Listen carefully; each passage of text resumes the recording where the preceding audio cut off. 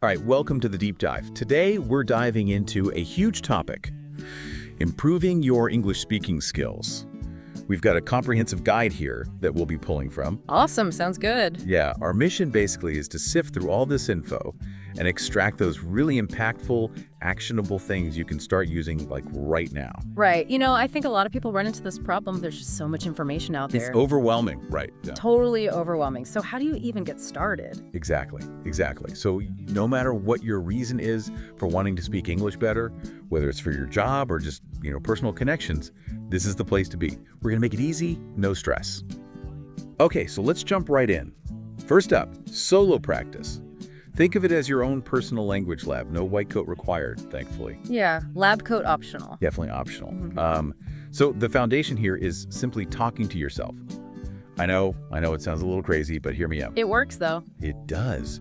Describing your day out loud, even just like your inner thoughts, whatever's running through your head, helps solidify those language structures. It's like practice, right? It's like a rehearsal. Yeah, totally. Like a mental rehearsal. And then, to take it up a notch, record yourself, because that gives you instant feedback on pronunciation, fluency, and pacing. Especially that pacing, sometimes that can be a little surprising. Oh, yeah. I mean, have you ever heard yourself on a recording and been like, whoa, I talk way too fast? Way too slow. Oh, yeah. Or you have these weird pauses that you didn't even realize you were doing. Totally. Yeah, recording yourself is super helpful. And if you want to add another layer to this, watch yourself speak, either in a mirror or record a video. Because then you bring in all those nonverbal cues like your tone of voice and your body language. Which are so important. They are. I mean, think about it. So much of communication is nonverbal, right? Yeah, absolutely. And you can have a lot of fun with that too, like watching yourself back and seeing what you do with your hands and all that kind of stuff. Yeah, definitely. It can be kind of cringy, but also really helpful. Now let's talk about some more structured solo practice. This is where you get to be your own English teacher. Woo, how fun! So what you could do is try teaching yourself short speeches or monologues, like those classic movie scenes or motivational speeches. There are tons of resources online. Yeah, find one that speaks to you. Find something that you think is interesting. Right, exactly. And the idea here is that repetition, drilling those lines over and over, it builds up your pronunciation muscles and helps with intonation. It's almost like you're an athlete and you're training your muscles to do a specific thing. Exactly, like a pronunciation athlete. I love that. That's what we are. Yeah. And actually, speaking of training your voice, have you ever considered singing English songs as practice?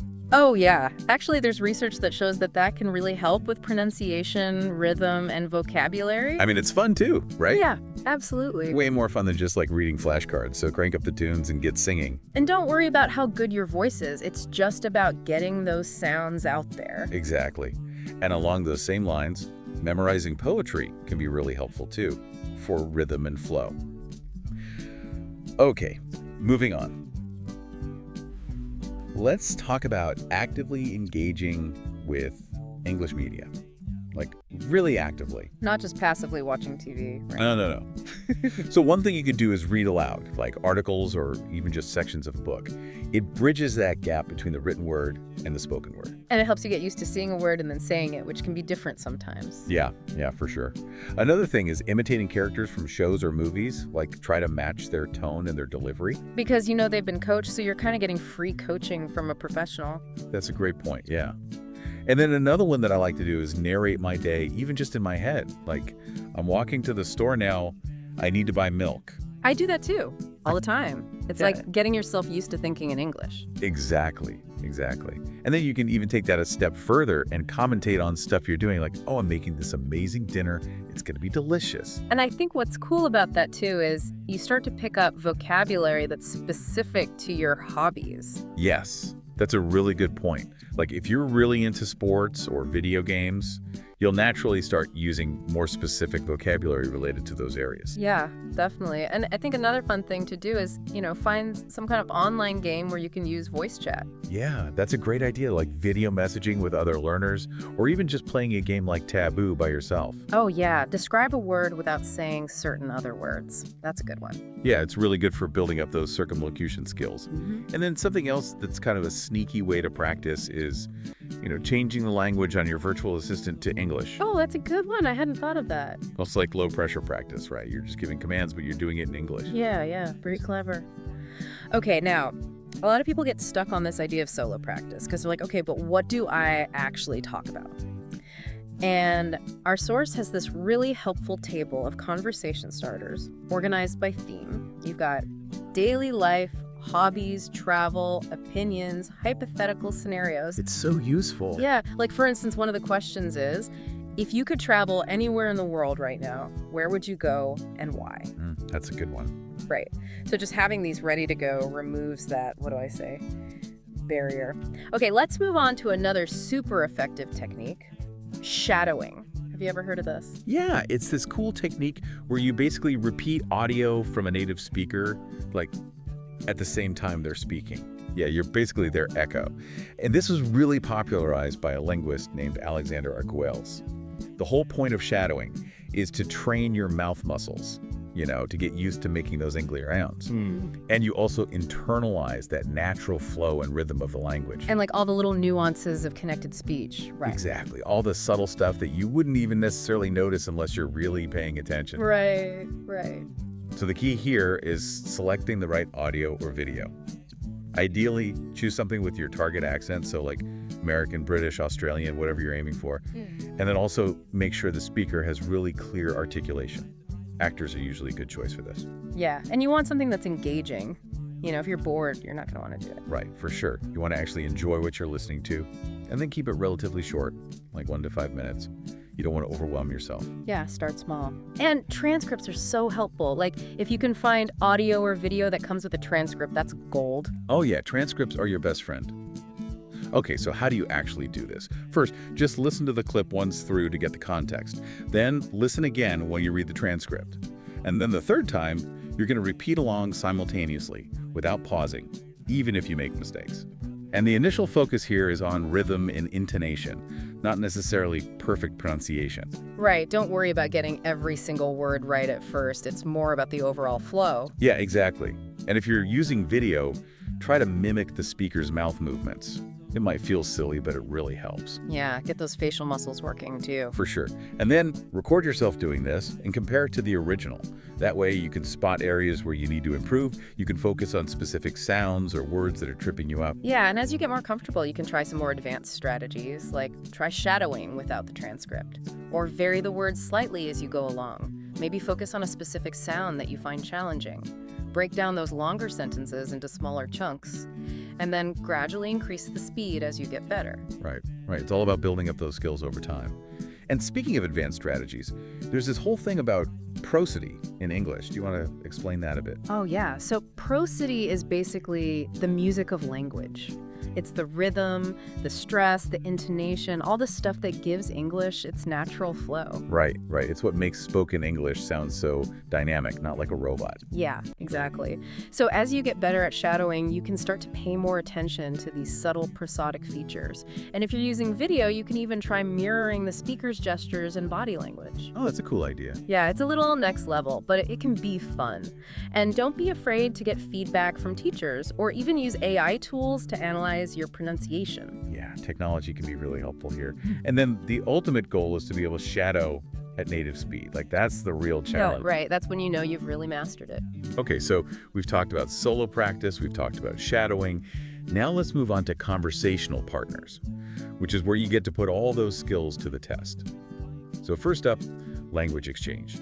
This is where you connect with a native English speaker and you both practice each other's languages. It's awesome for real-life practice, actually having a conversation in English.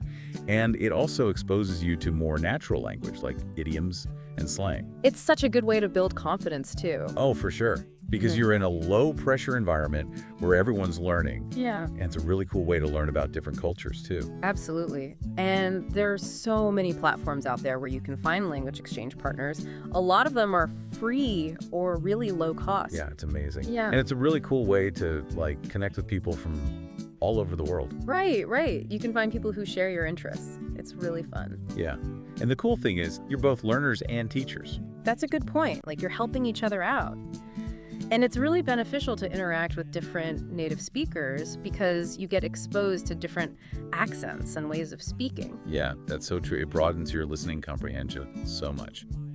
Okay, so we've got platforms like Tandem, HelloTalk, Speaky, and tons of others. And they all have different features. Yeah, some of them have built-in correction tools or like voice rooms where you can practice with multiple people at once. Oh, that's cool. Okay, so to make these language exchanges as effective as possible, here are a few quick tips. First, prepare some topics beforehand. Remember that table of conversation starters. Use those. Yeah, it's always good to have a few things in mind that you can talk about, and then set some goals for the session. Like, what do you want to focus on? Is it pronunciation, fluency, vocabulary? Right. And then be patient with yourself and with your partner. It's a learning process for both of you. Definitely. And be supportive, give feedback, ask for feedback, and, use the tools that the platform provides. Yes. A lot of these platforms have really cool features like flashcard decks and stuff. And don't be afraid to make mistakes. That's how you learn. Exactly. Mistakes are your friends. Embrace the mistakes. Yeah, they're like little stepping stones to fluency. And if you can, try to meet up with your language partner in person if possible. I mean, if they live in the same city or if you're traveling. Oh yeah, that's always a bonus. Yeah. It's a great way to really immerse yourself in the language and the culture. Okay, so we've talked about language exchange.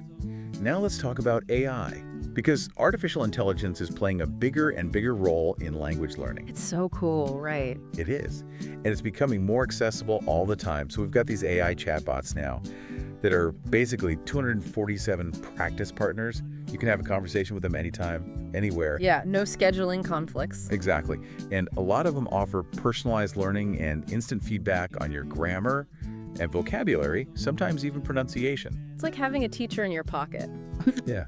And it's a really low-pressure way to practice because you're not worried about embarrassing yourself in front of a real person. Right. And you can experiment with different ways of saying things without feeling self-conscious. Exactly. So some popular AI chatbots are Langua, Univerbal, ELSA, Speak AI, and there are tons of others. And they all have different features. Yeah, like Langua actually lets you have debates with the AI. Oh, that's cool. Yeah, it's really fun. And Univerbal has these structured role plays that you can do. Oh, I like that. So, to get the most out of AI learning, here are a few tips. Set clear objectives for yourself, like, I want to improve my use of phrasal verbs. And then actively engage with the chatbot.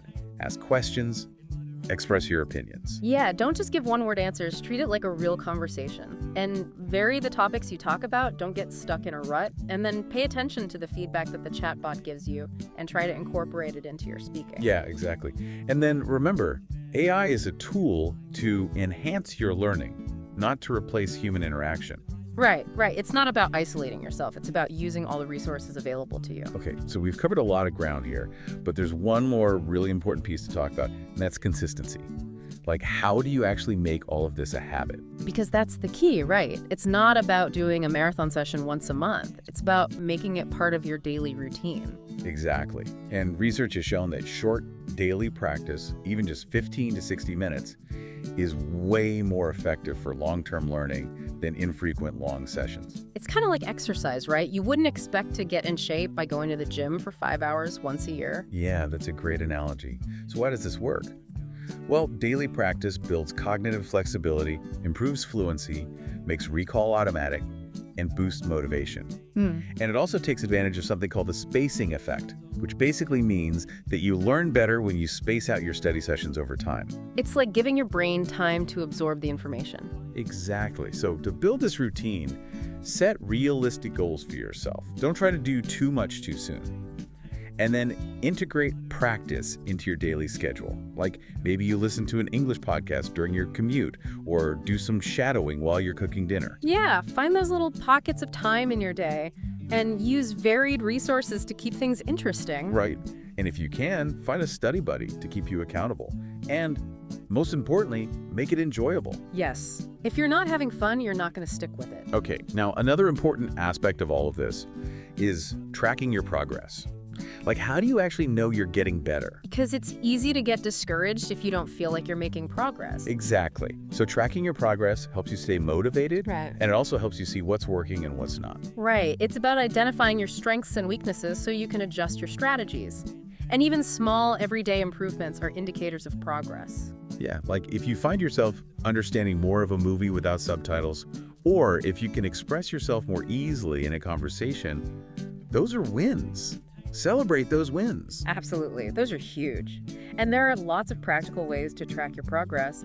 You can record yourself speaking regularly and compare those recordings over time. Yeah, it's amazing to hear how much you've improved, even if it's just subtle changes. Right. It's like, wow, I didn't realize I was doing that before. And then keep a language journal where you write down new words you've learned, mistakes you've made, reflections on your progress. Yeah, that's a great way to really reflect on your learning journey. And then you can also use self-assessment forms, like rate your skills on a scale of 1 to 10. Yeah, and a lot of language learning apps have built-in metrics that can help you track your progress too. And then another thing you can do is revisit material that was challenging for you in the past. Oh, yeah. Yeah. It's amazing to see how much easier it is the second time around. Right. It's like, oh, I actually understand this now. And then just imagine yourself in different scenarios where you'd need to use English. Yeah, like ordering food at a restaurant or giving a presentation at work. And if you can do it in your head, you're getting there. Exactly. And don't forget to set SMART goals for yourself. Specific, measurable, achievable, relevant, and time-bound.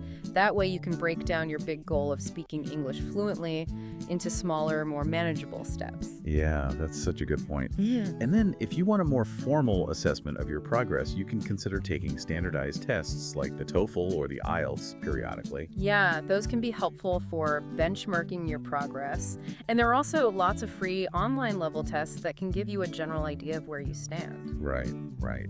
And if you're looking for really detailed feedback on your speaking skills, you can consider the ACTFL OPIC test. It's a speaking proficiency test that's recognized worldwide. Yeah, that's a good one. And then don't forget about the self-evaluation forms that a lot of educational platforms offer. Yeah, those can be really helpful too. Okay, so we've covered a lot of strategies for improving your speaking skills, but let's zoom in on a couple of key areas: pronunciation and listening. Because those are often the biggest challenges for English learners, right? Yeah, for sure.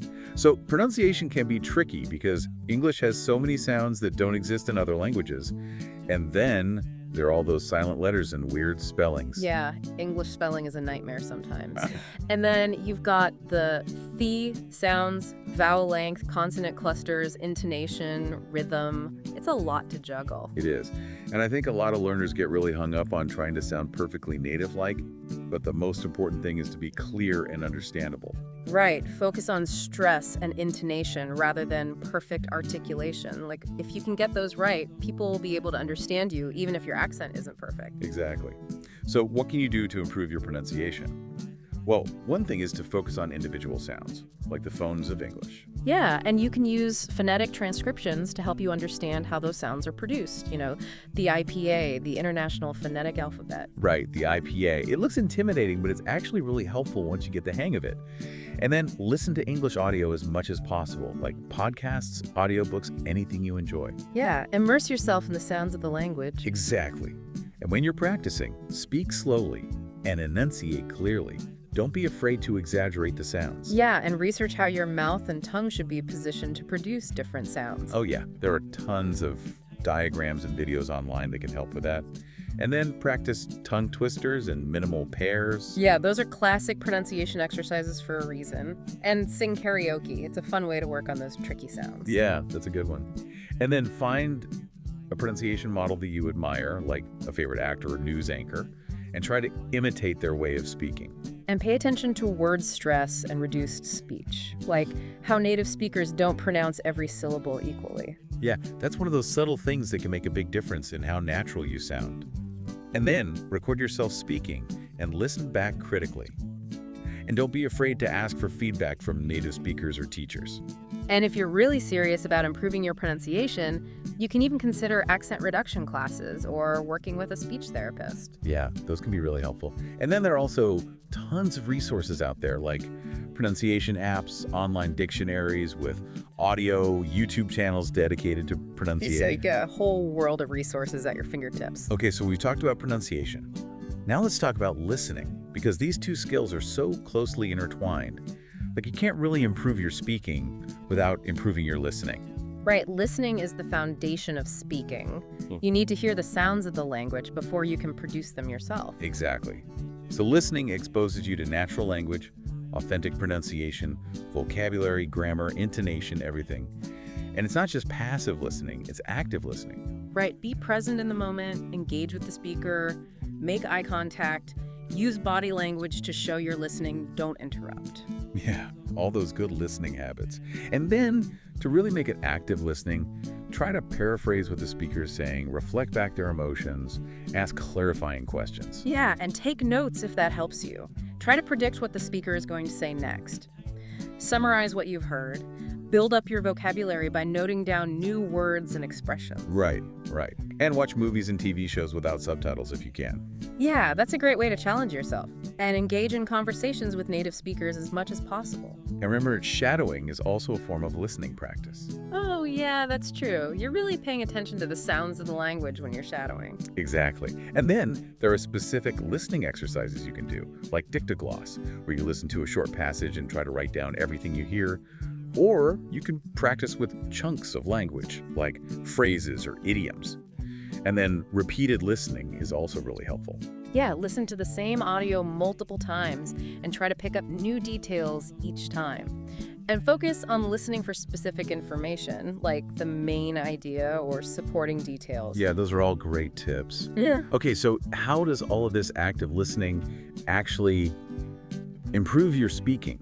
Well, you naturally pick up pronunciation, intonation, and rhythm. Right, it's like osmosis. Exactly. And you start using more natural and appropriate expressions. And your vocabulary and comprehension increase, which gives you more to talk about. Yeah, and you get better at understanding questions, which means you can give more effective answers. And your sentence structure and grammar improve just from hearing those patterns over and over again. Right, it all comes back to that idea that input fuels output. Like the more you listen to English, the better you'll be able to speak it. Absolutely, it's all connected.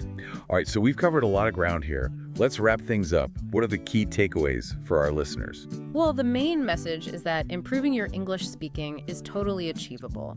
It just takes consistent effort and a willingness to experiment with different techniques. Right, exactly. And focus on both solo practice and interaction with others. Yeah, find that balance. And by implementing these strategies, you'll be well on your way to more fluent and confident communication in English. Absolutely. So for your final thought, we want you to pick just one technique we talked about today and try it out, like right now. Yeah, don't wait. Take action. And think about what aspect of spoken English you find most challenging and do a little research on specific techniques that address that. Right. Find those resources that are going to help you overcome your personal hurdles. You got this. All right, that's it for the deep dive. We'll see you next time. See ya. Bye.